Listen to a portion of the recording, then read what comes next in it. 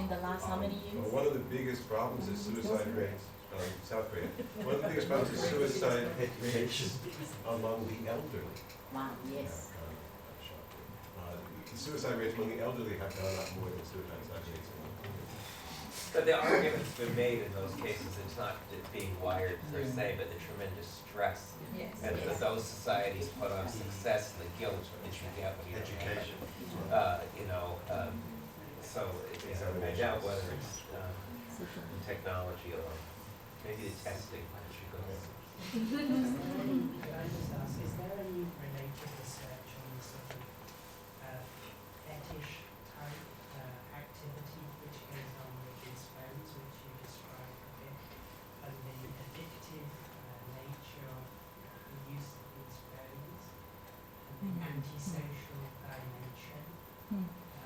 Is there a parallel there? Because your narrative is very sort of positive, I found, and there is a possible critical discourse around this use of the iPad and things like that. So, are you familiar with any? No, but that would be really interesting to do. I mean, it could almost tip it over into a fetish object. Yeah. Yeah, well, the way you were describing, the way she feels. Well, I'm sorry, but I was trying to amplify the post-phenomenological aspects of it. I don't think she has a Well, better there's also knowledge. something interesting. You could also see this whole thing as a capitalist conspiracy. Apple has created this design. It's my theory. They have to buy these apps, they have to buy things from iTunes. There's a whole counter discourse here that I didn't feel. I really liked your Oh, talk, so but there's another I paper think where there it is is another touched on. side to Yeah, this. of course. You're absolutely right. Apple has constructed a context in which their products are considered very valuable by particular target markets. I mean, the fastest selling phone, the biggest selling phone is the Samsung, the one that makes the most profit is the iPhone. So it is a marketplace and they're constructing consumers. Yeah, I suppose both our work in the sense that we're looking at the things in use, as I call it, of how the actual individuals, teenagers or toddlers are actually using this stuff, is situated in that broader discourse. But we're not, well, I shouldn't speak to you, but I'm not looking at that, I'm aware of that larger discourse of consumerism. Of course it's there, and I hope I did allude to it at various points, but I'm actually looking at a more micro level sort of interaction without denying that. We might have time for just 2 more questions. I'll take David and Brian. Do you have a question? No, I didn't. Okay, so David and Mark. Victoria, thank you very much for rewiring my brain. I never thought before of putting the technology central and how all the notion around practices become different. It's fantastic. I've got one worry, I don't actually know anything about rocking or rockford. How old is she? She was 17. 17. Have I heard anything about her? And Sorry, it's in the paper. I should And describe it all. Yeah. what I want to know about her is she into politics? Is she into religion? Does she do any sport? Does she play an instrument? Has she got food allergies? Does she go on vacations? Has she got any interests?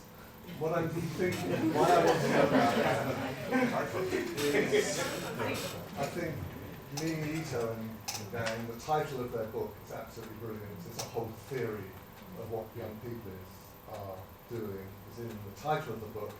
They're hanging out, tons of hanging out, they're messing around, and that's what they're sort of doing, and that's the social networking. But then some of them, and that's the space for education, are geeking out. They're just getting into very particular things. They might be gaming or whatever. And I didn't get any of that about her. So is it that she's just into social media? Because I don't believe that about 17-year-olds, but rather we research in a way that we only find out about the social media. Does that make sense? Yeah, I can describe her. So I don't know if she's allergic to anything. Went to an international school, 17, No, 2 but languages, affluent. why doesn't that come out if we're looking at her practicing?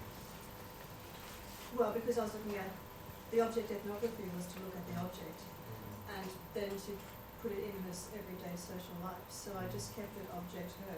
I could put in another layer more about her, in the discourse analysis part of it, quite easily, that would probably be effective. It's good. Yeah, I just It's a think we really good think of her suggestion. differently at the moment. Yeah, I hadn't thought that you would want to know more about her. I was more interested in her phone and her. That's an interesting thing for me to add into the paper. Yes, maybe she's got a job. Yeah. Okay, last question. I did have questions, just people were asking about research, and I've come across some articles about the addiction, and it seems to be a big area of medical research right now, psychological research, especially with young people, teenagers and university students actually applying sort of medical discourse of addiction to internet, seriously applying it, and comparing it to heroin addiction in one article that I saw. If anybody's interested, I can give some names. There's this wonderful book I'm reading called The Willpower Instinct by, what's the name? McGonagall. And it's not the game McGonagall, it's her sister, and she works at Stanford. And I mean, one of the points, she does talk about that, and she talks about dopamine, and how anything that gives us the promise, it's not the pleasure, it's the promise of pleasure, is something that we tend to go back to. So, I mean, it's not the technology per se. I mean, it's the technology, or it's the food, or it's the cigarette, or it's, you know, it's anything and so it's not that there's anything sort of unique about the technology, other than the fact that the technology gives us the promise of pleasure in the future. For example, do I have an email? Is somebody responding? Did somebody like what I put on Facebook? You know, and that's what brings people back to it. You realise you're touching your phone like an addict. There was a really interesting point made by Gerd Ludding recently where he says that we medicalise social problems. So we like to talk about addiction because actually it's a whole bunch of other stuff. Okay, maybe we'll leave it there. We're going to go down to this function room again for lunch. So, thanks very much for this meeting.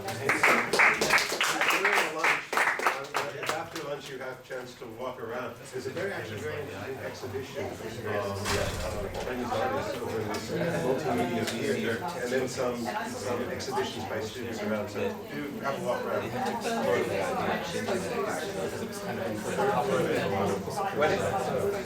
Oh yeah? Here on this building? I think so, yeah.